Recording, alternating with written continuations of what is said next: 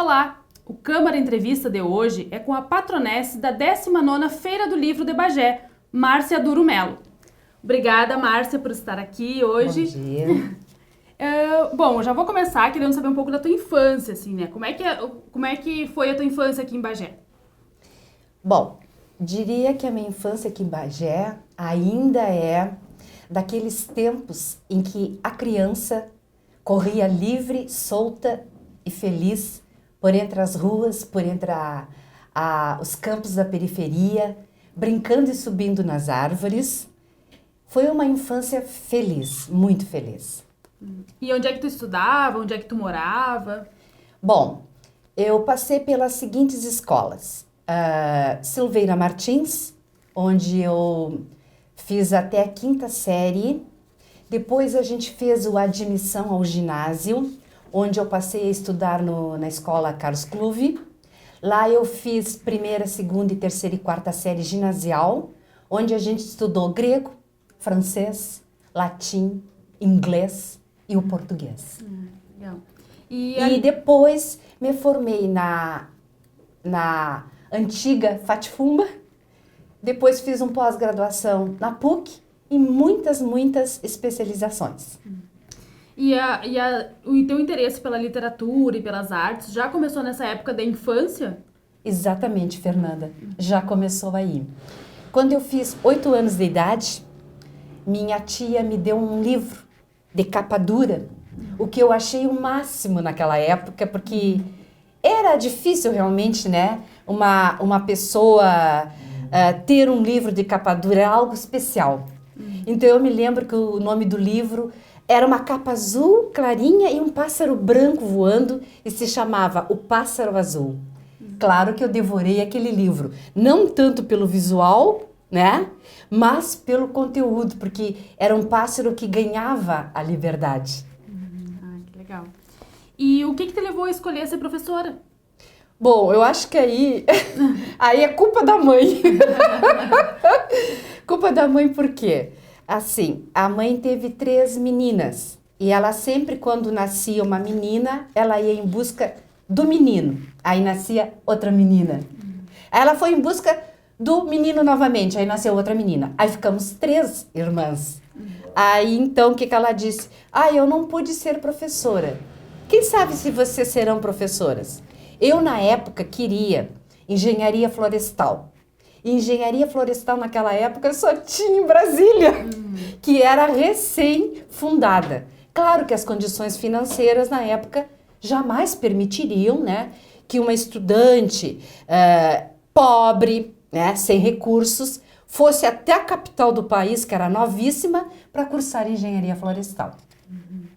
Aí depois eu pensei, mas a Fatifumba, desculpa dizer Fatifumba, eu sei que é Urcamp, mas oferecia o curso de agronomia, mas lá eu já tinha passado pelo 2º grau, toda envolvida com literatura. Bom, vou te contar um segredinho. Bom, contando um segredinho para Fernanda, a gente conta para meio mundo, para toda a Bagé. Eu era um rato de biblioteca. Pena que a pessoa que me viu dentro da biblioteca, na época, a biblioteca infantil, a professora Jupira Saavedra, a mãe da Neneca Saavedra, ela acompanha toda a minha trajetória dentro da biblioteca. Eu chegava 2 horas da tarde, eu só saía quando a biblioteca fechava. E ali eu pesquisava história antiga, que eu tenho paixão, eu pesquisava literatura e eu conseguia levar para casa algumas caixas para continuar lendo em casa. Na época eram aquelas caixinhas de sapato que guardavam material dentro, eu conseguia levar uma para casa muito feliz. Aí no outro dia eu entregava a caixinha bem bonitinha para elas de novo, ficava das 2 às 5, já fazia ali os meus temas, já fazia ali as minhas pesquisas. A professora Jurema Siqueira, ela recebia, porque ela determinava para nós uma pesquisa por mês. Então, por exemplo, ela marcava a data hoje, daqui a um mês teria que entregar. Eu hoje de tarde já começava a pesquisa. Tu chegasse a conhecer folha de almaço? Aquela folha grande, sim, toda alineada? Pois a gente fazia manuscrito a pesquisa. de um lado da folha, assim, e depois virava para o outro lado. Manuscrito em cima da mesa ali, ó, escrevendo. 300 folhas de almaço escritas, mais ou menos por pesquisa. Nossa. Então, tu sabe que eu adoro. Sempre gostou de escrever, Sempre não é uma coisa atual. Não é desde uma sempre. coisa de agora. E até permita-me que eu apresente ao telespectador, Claro. eles podem achar uma graça, eu também acho uma graça. Aqui tem alguns caderninhos antigos, mas com muita coisa minha que a gente escreve. Eu trouxe alguns, claro, né? Não dá para trazer todos. Então, isso aqui é algumas coisas que a gente já projetava, já fazia. E daqui desses rascunhos saiu o aroma de rosas. Que legal. Que o aroma de rosas, o próprio nome diz, é um perfume na vida. Porque o livro, ele é um perfume na vida. E por que a rosa? Alguém me pergunta, por que a rosa, Márcia? Por que essa fixação pro rosa? Então, eu já vou te explicar de onde saiu essa história do meu encantamento pelas rosas. Fernanda, foi assim. Dentre essas leituras que eu fazia na biblioteca, um dia eu me deparei com um pequeno livro de capa preta. Aí eu abri aquele livro e dentro tinha uma imagem da Nossa Senhora, da Terezinha das Rosas. E eu comecei a ler aquela história e eu me encantei, porque ela era uma rainha, vivia num palácio, não seria o termo, mas num castelo. E quando o rei saía para caçar, ela pegava e colocava para dentro do castelo aquele pessoal pobre ali, né? E colocava para dentro do castelo e alimentava. Um dia bateu à porta dela, ou ao portão, ou sei lá onde, né? Um mendigo que estava muito cansado. Aí ela pegou e disse, você pode dormir na minha cama. Aí ela escondeu do rei que ele dormiu em sua cama. É tão bondosa que ela era. Claro, aquilo na minha imaginação de adolescência, eu ia absorvendo aquilo, porque eu me encantei com aquilo que a rainha fez. Ela se despojou de tudo e ela abrigou alguém lá da plebe para trazer para dentro do castelo.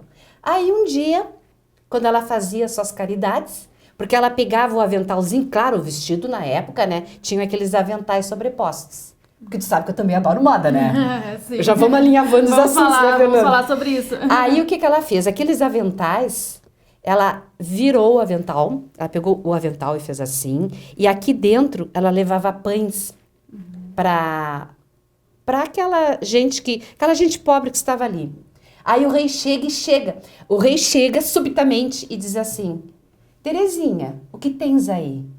E ela disse para ele, nada, senhor, são apenas rosas. E ele disse, então mostre-as. E ela não teve outra alternativa, né? Ela desceu o avental. Quando ela desceu o avental, caíram as rosas. Olha, Fernanda, eu fiquei impactada com a história.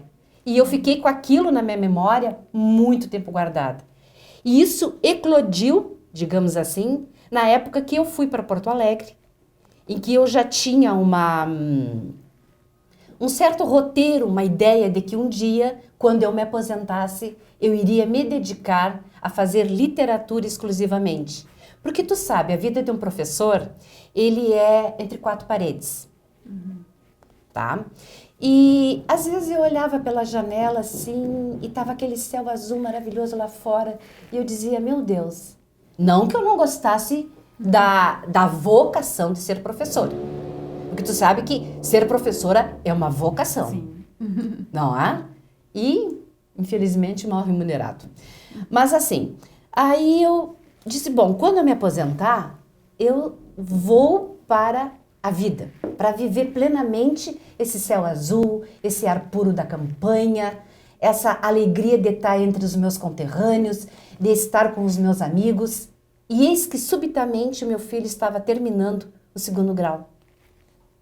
E ele ia fazer engenharia química, porque o Matheus sempre foi muito bom em química, tirava sempre 10.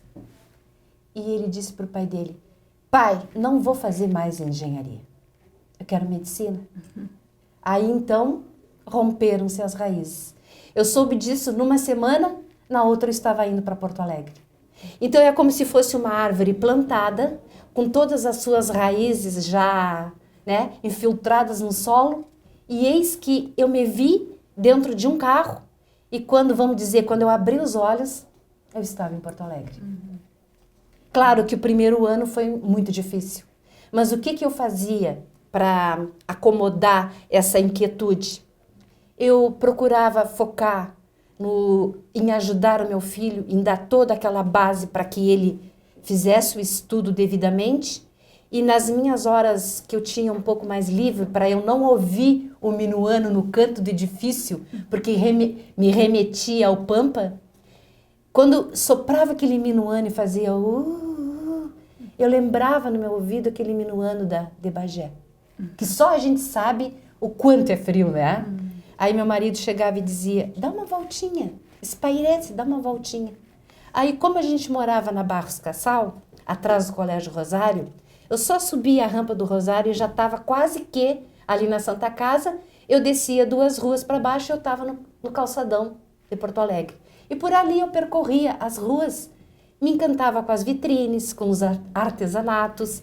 E falando em artesanato, adoro artesanato. Acho que tudo, Fernanda, pode ser reciclado.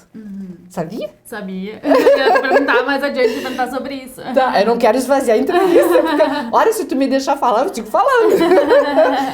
Bom, aí então eu ficava por entre aquelas tendas de artesanato, via muita coisa bonita, aprendi muita coisa em Porto Alegre. Né? E quanto tempo tu ficou lá? Fiquei exatamente 3 anos. O 3º ano o Matheus passou em medicina, obteve o 4º lugar geral. Foi um orgulho. Um orgulho, né? Em 8.000 ele conseguiu o 4º lugar. E passou também na Federal em Pelotas. Aí o que nós pensamos? Ficar em Porto Alegre, certo? Se deslocando a Bagé. É um pouco mais longe, né? Aí ele disse, eu tenho a Universidade Federal, mãe, mas eu não quero ficar aqui em Porto Alegre. E nós dissemos assim, filho, a nossa jornada já foi feita, tu já passasse. O nosso dever agora está cumprido. Aí o meu marido é uma pessoa assim, bem centrada, companheiro excepcional. Eu acho que eu casei com um homem certo, se eu tivesse que fazer de novo, eu casaria com o mesmo. Aí ele disse para mim, então vamos fazer assim, Márcia. Deixamos o Matheus em Pelotas, se o Matheus concordar. Ele a princípio não gostou, mas depois ele aceitou a ideia, de certa forma, tão bem, que agora ele está morando em Pelotas e ele disse, mãe, eu não vou a Bagé, vou ficar na minha casinha. Então eu acho que adaptou bem, né? Sim. Bom, aí ele ficou em Pelotas. Aí nós moramos, para adaptar o Matheus, quase 2 anos em Pelotas. No final do ano, nós chegamos em Bagé e retornamos à nossa amada terra. E nesse meio tempo, o que eu fazia para matar a saudade? Todo feriado, todo um sábado e domingo que a gente podia prolongar um pouco mais, eu me vinha para a terra, como diz o gaúcho, me vinha para a terra. E aqui chegando, sempre encontrava uma atividade cultural. Porque Bagé não se compara, claro, com uma capital, lógico. Porque na capital tu pega a agenda da semana ali, ela tá prontinha, tu escolhe para onde tu queres ir ou o que tu queres assistir. Mas Bagé, proporcionalmente à capital, olha, Fernanda, ele não perde nada. A nossa cidade aqui não perde nada. Então, eu sempre disse uma coisa, Bagé é um vertedouro de talentos, é uma nascente. E não é na literatura somente, é em todas as áreas.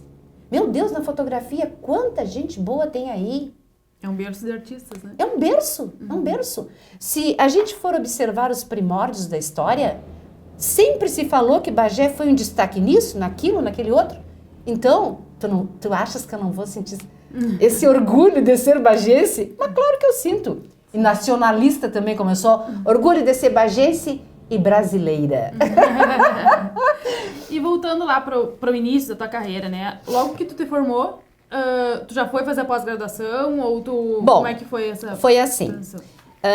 Eu esqueci, como a gente vai falando e vai alinhavando um assunto no outro, a gente vai fazer uma coxa de retalho aqui. Eu acho que a Fernanda está se vendo desesperada, porque eu vou emendando uma coisa na outra e ela vai me pinçando. Bom, Quando eu terminei a Faculdade de Filosofia, Ciências e Letras, eu estava lecionando no Colégio Auxiliadora. Já trabalhava? Sim, eu comecei a trabalhar aos 17 anos. Quando eu terminei magistério, que era no antigo Colégio 15, que é Justino Quintana hoje, já fiz o vestibular para letras. Porque até então a minha engenharia florestal já tinha ido, né?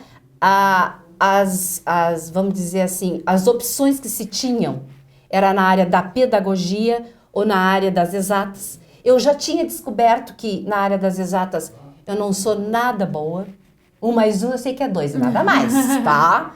Aí eu digo, bom, não tem alternativa, eu vou para as exatas. Aí eu cursei letras.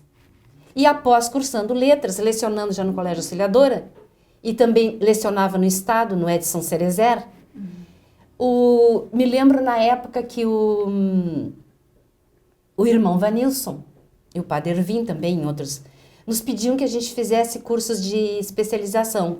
E eu pensei cá para mim, bom, já sei que como no plano de carreira do magistério, um pós-graduação, ele tem muito peso, até para promoção.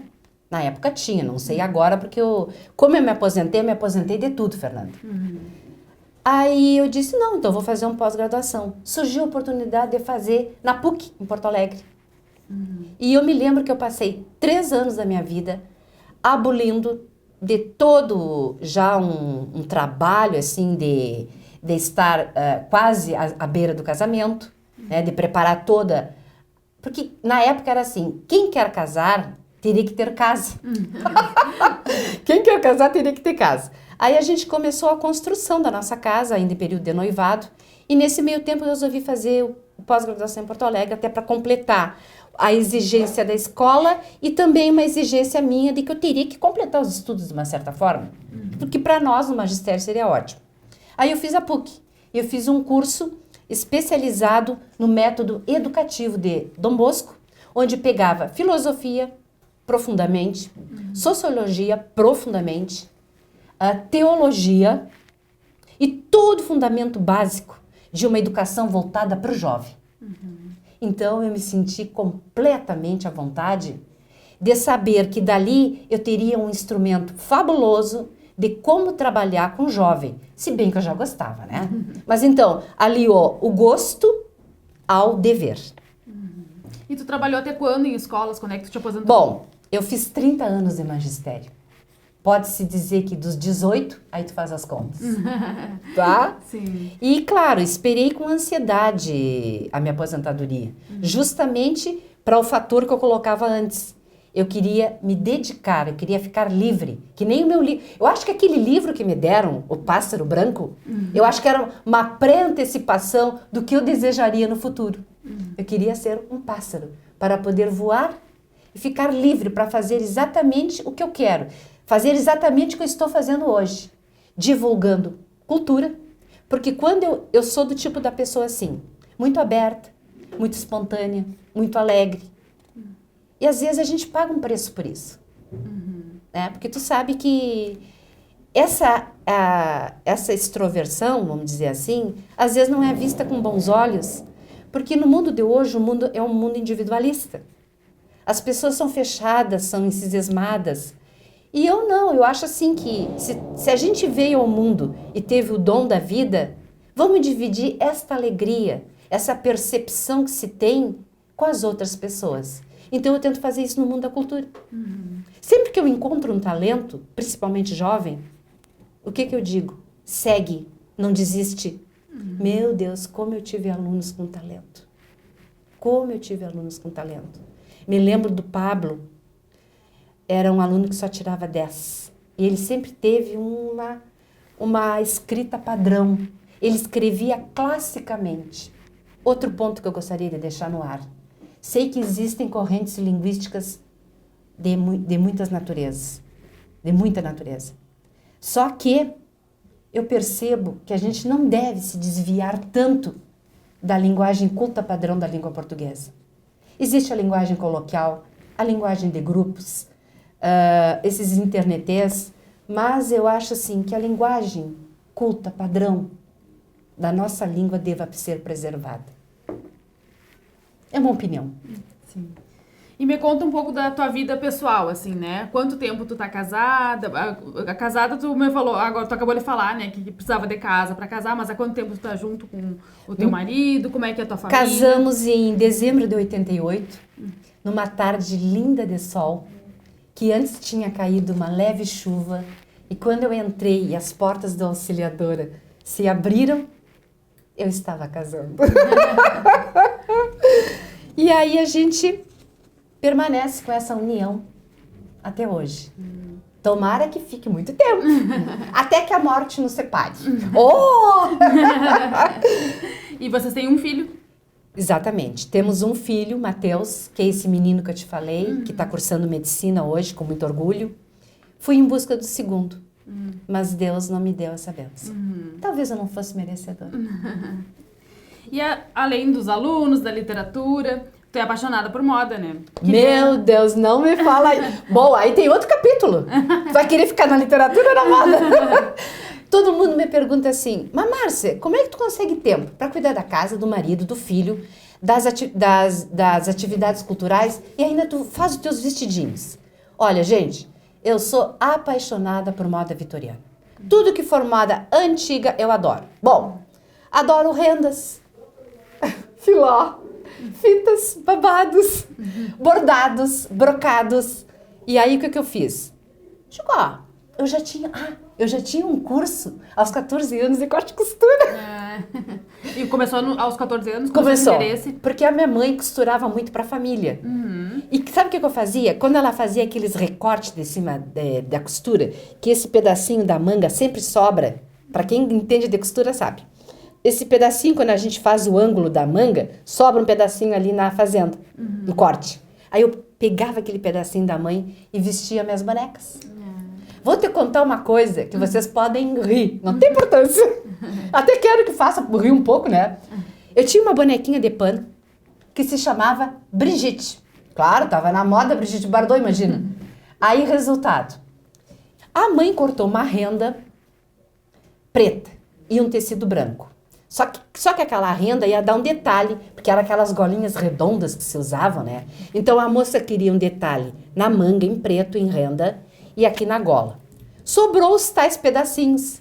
Aí eu peguei e fui fazer um vestido para minha boneca. Aí eu sei que eu peguei o tecido branco e sobrepus a renda preta em cima. E ali eu acho que me deu uma, sei lá. E o vídeo, meu Deus do céu, fica bonito. Aí a Brigitte ganhou um vestido branco com uma renda preta sobreposta. Tubinho. Tá, e aí passou-se o tempo. Um dia eu lá, folheando as revistas de moda, encontrei lá no Coco Chanel. Eu não posso provar, viu, Fernanda? Mas eu encontrei lá no Coco Chanel exatamente o meu modelo. E que já tinha sido feito antes. E eu não podia provar a patente do meu modelito. Bom, aí eu fui correndo, né, lá pra mãe e disse, mãe, olha aqui o meu modelo. A mãe disse assim, filha, isso acontece. Foi uma maneira de apaziguar. Amenizar.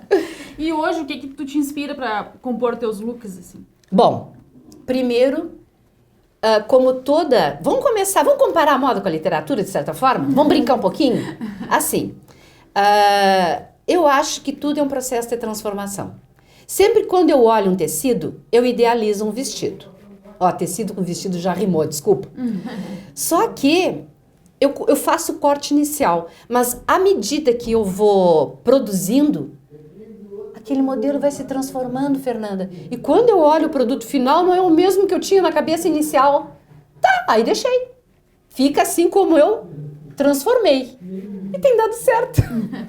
E o que é moda pra ti, já que hoje a gente vive assim, é muito de tendências e todo mundo usa moda, mais ou menos a mesma coisa, né? O que é moda pra ti? Aí é que tá. Moda é ter estilo próprio. Tanto de vida, de mentalidade, de interior, de personalidade, quanto a uma opção visual que tu possa fazer. Eu faço a minha opção visual, baseada sempre em tons candy colors. Aqueles tons claros, azuis, rosa, branco, nudes, coisas delicadas que levem a uma volatização e não fechado, que pese, que deixe a aparência escura. E o nosso inverno é tão cinzento.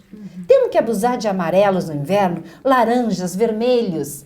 E no verão, então, como a temperatura é mais leve, é mais fresca, brancos, florais, né?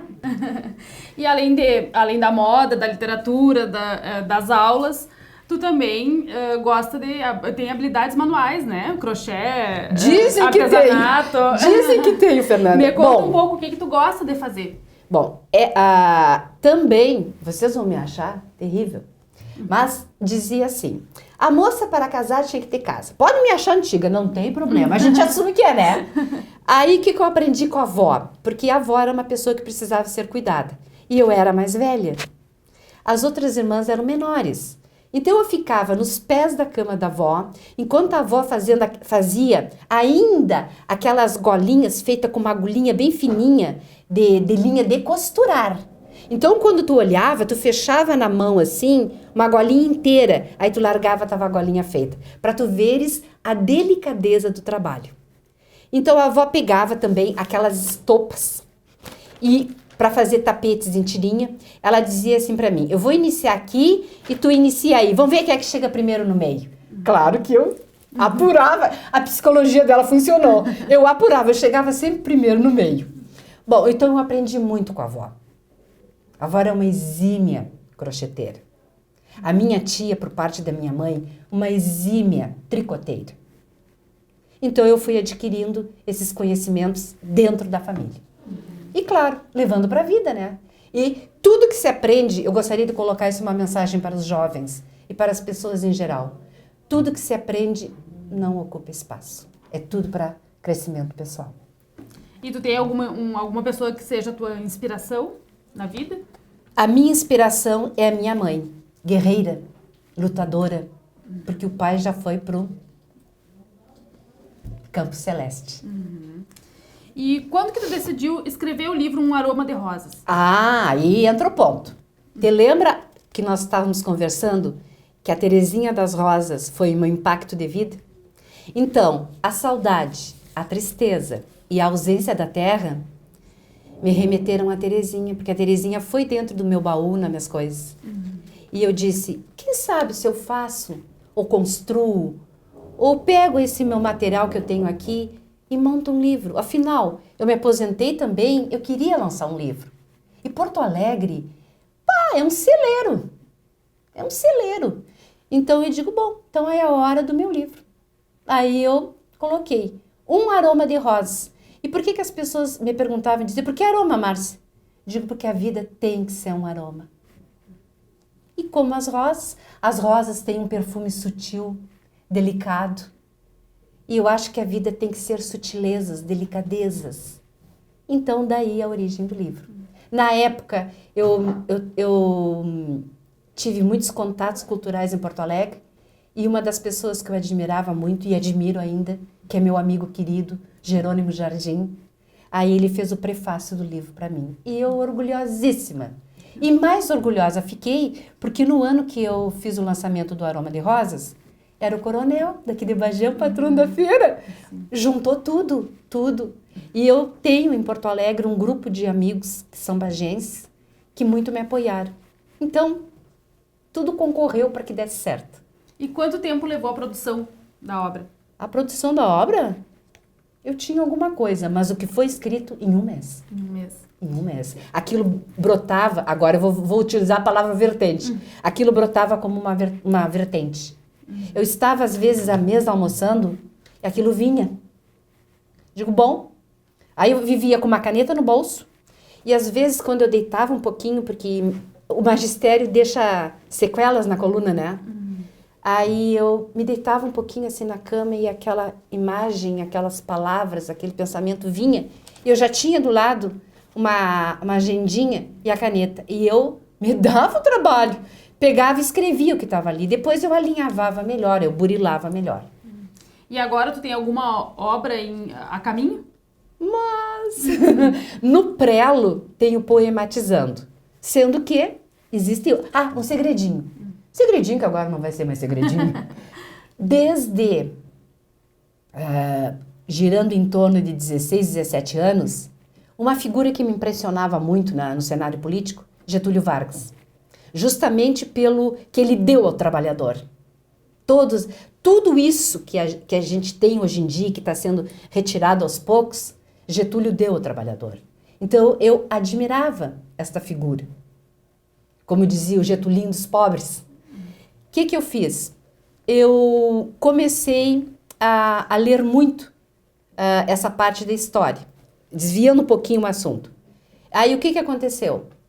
Vou desviar mais um pouco, Fernanda. O que aconteceu? Quando eu cheguei em Bagé, eu disse, vou trabalhar em cima do patrimônio de Bagé, porque é rico.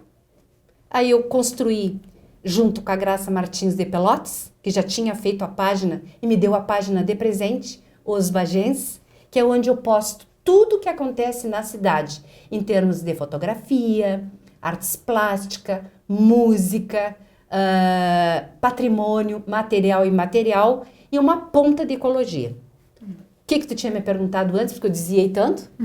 Sobre a obra, né, que está a caminho. A obra que está a caminho, Poematizando. Poematizando surgiu no ano retrasado, ainda quando eu terminei de lançar o livro em Pelotas, no primeiro ano que eu tive em Pelotas, eu já estava alinhavando Poematizando. Então eu continuei alinhavando, mas só que tu sabe que hoje em dia fazer literatura não é fácil. Não é fácil. Se o autor não colocar a mãozinha no bolso e depois tentar resgatar isso com a venda, não existe escritor. Porque as iniciativas... Perdão, vou falar por mim. As iniciativas não são muito alentadoras. Então a gente coloca a mão no bolso, trabalha em cima da ideia, lança a ideia, se obtiver resultados, melhor. Então o Poematizando já está pronto, vai para o prelo, mas é aquela coisa assim, sempre com o financeiro em vista, né? Sim. E como é que tu tá te preparando para a Feira do Livro? Bom, a Feira do Livro, ela me foi um presente, uma bênção. Porque eu acho assim que existe tudo na vida é uma consequência natural. Quando tu como repórter, quando tu fazes um bom trabalho, o que vai fazer o prisma no espelho? Vai abrir um leque, né? Então eu creio assim, por eu estar já há muito tempo nas atividades culturais, eu acho que isso foi apenas uma consequência. Não sei. Claro que eu devo agradecer, e aproveito TV Câmara para isso, agradecer demais aos 103 votos que eu obtive das pessoas que apostaram que eu poderia ser uma boa patronessa. E tu também é engajada em causas sociais, né? Eu queria que tu me contasse um pouco sobre essas causas nas quais tu... Eu me preocupo muito. Porque como eu sou aquariana, a aquariana ela tem uma tipologia voltada para o mundo, para a humanidade. Ela tem a sua família, ela tem o seu amor, ela tem os seus amigos, mas a universalidade lhe preocupa muito. Eu sou assim desde a infância. Quando eu optei por engenharia florestal, já havia na Amazônia um desmatamento. Tu vês, a coisa já é antiga, né? E eu sonhava naquela adolescência maravilhosa de que eu iria reflorestar o mundo. Imagina! Então, essa preocupação com o bem-estar da humanidade, do mundo, do planeta, me acompanha como uma característica minha. Quando eu cheguei em Bagé, a Norma, uma amiga minha, a Norma Cooper, da Nori Boutique, disse assim, Márcia, eu sei que tu gosta de um engajamento social. Nós aqui do Grupo das Voluntárias da Santa Casa, desejamos que tu participe conosco desta causa. Tu abraça. Na mesma hora eu aceitei. Na mesma hora. E é um grupo maravilhoso, trabalha junto, a gente faz uma reunião mensal para a gente poder se divertir, se conhecer melhor. E a gente faz um trabalho paralelo a isso para arrecadação para fundos para a Santa Casa. E a gente já construiu muita coisa na Santa Casa. Já colocamos ar-condicionado nos quartos do SUS. Agora a gente está trabalhando um pavilhão de... Eu não sei o termo técnico. Tem um médico em casa, mas não sei o termo técnico. Da passagem do médico do bloco cirúrgico para uma outra atividade, é uma área de Me ajuda, Fernanda. Higienização. Higienização que precisava. Então, a gente está trabalhando, é uma obra de grande vulto, custa muito. Então, quando vocês verem aí, observarem que tem um evento da Santa Casa, ligado às voluntárias da Santa Casa, por favor, colaborem. Outra coisa que eu gostaria de pedir aqui publicamente, que a TV Câmara, por favor, ajude, viu, Fernando? Eu apoio o da Maia Orquestra Filarmônica. Ai, meu Deus, como eu adoro o trabalho do Joab. Nós temos até chamadas já na nossa programação também, chamando as pessoas para ajudar, para colaborar com a orquestra. Eu sou uma contribuinte do grupo da Maia. E o Joab, eu tenho uma admiração imensa pelo trabalho dele. Eu tenho uma admiração imensa por todas as pessoas que se doam para um trabalho. E tu também preside a Associação Bagiense de Escritores? Ainda preside ou faz parte? Não, assim, querida Fernanda, eu estou no MEB, Movimento dos Escritores Bagienses. É um movimento em que a gente preza primeiramente a nucleação, ou seja, reunir talentos de todas as idades. Porque tu sabe que na terceira idade também há talentos, e grandes talentos. Acredito. Inclusive, a gente tem um vínculo com um grupo da terceira idade aí, que está produzindo contos e romances, e a gente quer dar uma notoriedade a eles. E na parte jovem, nós estamos com um talento surgindo. E dentro do MEB, eu não sei se houve uma fortuna da sorte, digamos assim, muito metaforicamente falando, que ali nós temos poetas, atores, poeta-ator, palavra composta. Vamos aproveitar o português da aula de português? Palavra composta. Poeta-ator. Então, vão ser talentos que vão se unindo. A pessoa faz poesia, mas atua na área da encenação. Entendeste? Então, eu acho que as coisas vão se agregando. Temos também dentro do grupo historiadores. História e literatura tem muita coisa a ser trabalhada. Porque a realidade externa dita temas para a literatura. Como também a realidade interna, a intimista, que também gera um valor de literatura. Então, é como eu estou te dizendo, a aquariana aqui está vendo um todo, um conjunto. Ela não enxerga em partes. Bom, e para finalizar, então... Finalmente, deve dizer que eu falei tanto. Eu queria saber como é que tá sendo esse momento da vida para ti, já que agora tu é a patronessa da Feira do Livro, tu tá sendo uma anfitriã, digamos, né, da Feira do Livro, que é um dos exponenciais da cultura local. E que tu chegou a esse ápice agora, né? Como é que tá sendo esse momento da vida para ti? Em primeiro lugar, um agradecimento. Um agradecimento aos amigos, um agradecimento a Deus que me deu essa bênção, ainda em vida, de poder fazer esse trabalho. Não vou te dizer que eu não queria, que eu estaria sendo contrária a tudo que eu disse aqui na entrevista, de ser verdadeira, de ser realista, de ser natural, espontânea, extrovertida.